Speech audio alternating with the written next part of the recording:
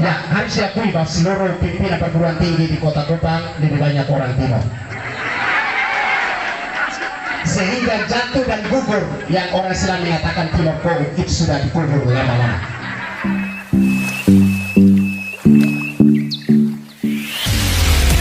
Karena saya pada kesempatan ini untuk menyampaikan laporan terkait program Kelompok Pintar Kelurahan di wilayah Kota Kupang. Yang pertama, dasar pemikiran atau latar belakang lahirnya program ini. Yang pertama bahwa salah satu dampak negatif dari pandemi COVID-19 yang berlangsung kira-kira kurang lebih 2 tahun membawa perubahan yang signifikan yang bersifat mundur ke belakang, khususnya di dalam penyelenggaraan pendidikan di wilayah Kota Kupang khususnya.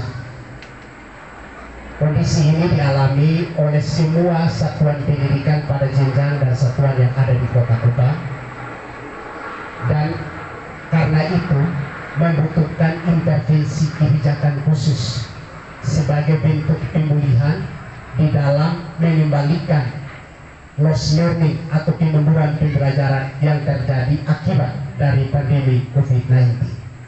Disinilah dibutuhkan kolaborasi antara berbagai stakeholder yang terkait di dalamnya, maka digagaslah program ini yang merupakan program kolaboratif dari Dinas Pendidikan dan Kebudayaan Kota Kupang, yang tentunya yang merupakan stakeholder kunci di dalamnya adalah perguruan tinggi melalui FKIP penyelenggara calon mahasiswa calon guru, kemudian Dinas Pendidikan, dan yang lokusnya ada di kelurahan, maka Bapak Ibu Lurah menjadi lokomotif utama pada kelurahan masing-masing. Dan sejak ide brilian yang dicanangkan oleh Bapak Penjabat Wali Kota Kupang dalam kerangka mengejar ketertinggalan sebagai bentuk pemulihan terhadap kemunduran pembelajaran melalui program bimbingan khusus bagi siswa-siswa kita ketika dia sudah tinggalkan pendidikan formal atau di luar jam sekolah, maka perlu ada bimbingan pendampingan secara gratis yang kita tempatkan pada titiknya pada masing-masing kelurahan yang ada di wilayah Kota Kupang. Maka lahirlah program ini. Tujuan utama dari program Kelompok Pintar ini adalah untuk mengoptimalkan pembimbingan bagi peserta didik yang mengalami kesulitan belajar, khususnya baca, tulis, berhitung akibat warisan dari pandemi COVID-19. Lalu yang berikut untuk meningkatkan prestasi belajar siswa, khususnya dalam kompetensi literasi dan numerasi yang hasil asesmen nasional tahun terakhir itu menunjukkan bahwa kita masih rata-rata rendah. Lalu yang berikut untuk memudahkan peserta didik memperoleh layanan pendidikan di luar jam pembelajaran di sekolah secara gratis yang didekatkan pada titik domisili peserta didik yang berbasis di kelurahan. Pihak-pihak yang terlibat dalam program Kelompok Pintar Kelurahan ini adalah yang pertama Dinas Pendidikan dan Kebudayaan Kota Kupang, mahasiswa dari FKIP dari 5 perguruan tinggi yang kita sudah berkolaborasi, sudah bermitra dan sudah dilakukan kesepakatan bersama antara Rektor Perguruan Tinggi dengan Bapak Penjabat Wali Kota yang nanti dilanjutkan PKS antara Bapak Kadis dengan masing-masing dekan, kemudian Bapak-Bapak Camat, dan yang lebih berperan adalah Bapak Ibu Lurah, Kepala Satuan Pendidikan dan orang tua atau wali siswa itu sendiri untuk mengingatkan siswanya untuk memanfaatkan Kelompok Pintar yang tersedia. Yang berikut waktu pembimbingan atau pendampingan kita akan mulai pada jam 3:30 atau pukul 15.30 sampai pukul 15.30 waktu Indonesia bagian tengah. Titik Kelompok Pintar ini di masing-masing kelurahan, dan Bapak Penjabat perlu kami sampaikan, kami sudah melakukan sosialisasi pada 51 kelurahan dan masing-masing kelurahan telah menentukan titik. Ada yang 3 titik, ada yang 4 titik, ada yang 2 titik sesuai dengan konsentrasi dari siswa-siswa yang ingin dilayani, dan kepada mereka juga kami sudah kirimkan mahasiswa yang akan ditempatkan di sana. Pembekalan terhadap mahasiswa juga sudah selesai dan hari ini di launching untuk siap action di tanggal 1 Desember nanti. Guru pembimbing atau pendamping, jadi yang berperan sebagai pembimbing pada siswa-siswa ketika di Titi Lopo Pintar itu adalah mahasiswa dari FKIP dari 5 perguruan tinggi. Kurang lebih yang sudah ada adalah 815 orang, dengan rincian menurut perguruan tinggi adalah sebagai berikut.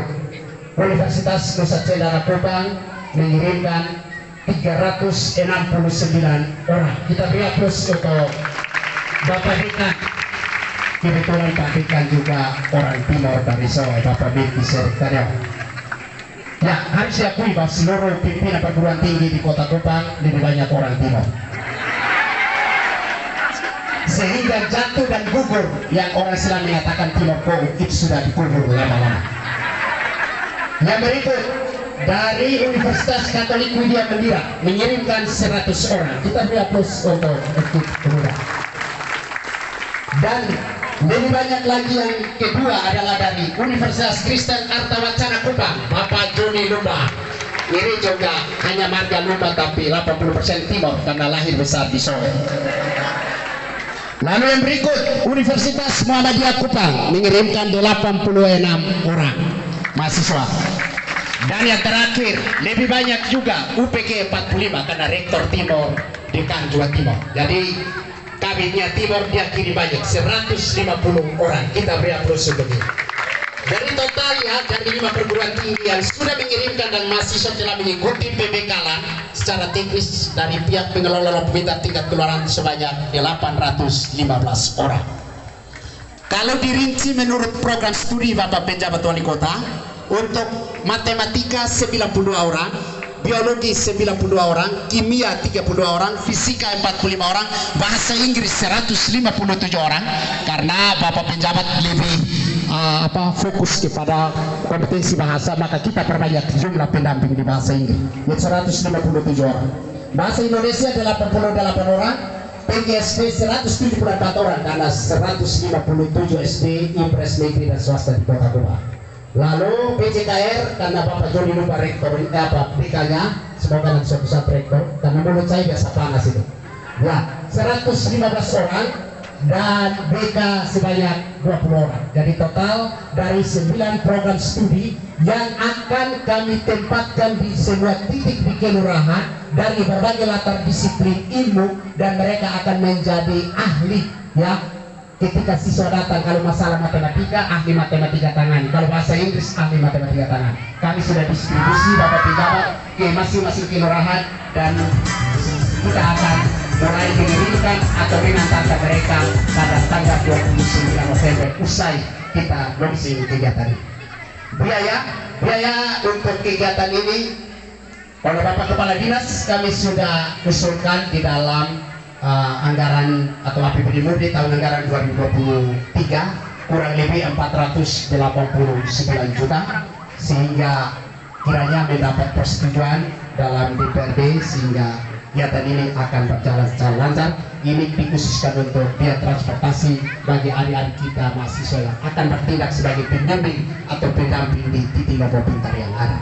Penutup, demikian laporan tim pengelola Lopo Pintar Kelurahan pada Dinas Pendidikan dan Kebudayaan Kota Kupang. Atas perhatian kami ucapkan terima kasih. Tuhan memberkati kita sekalian. Salam, assalamualaikum warahmatullahi wabarakatuh. Om Swastiastu, Namo Buddhaya, Salam kebajikan dan salam sejahtera kita semua. Terima kasih.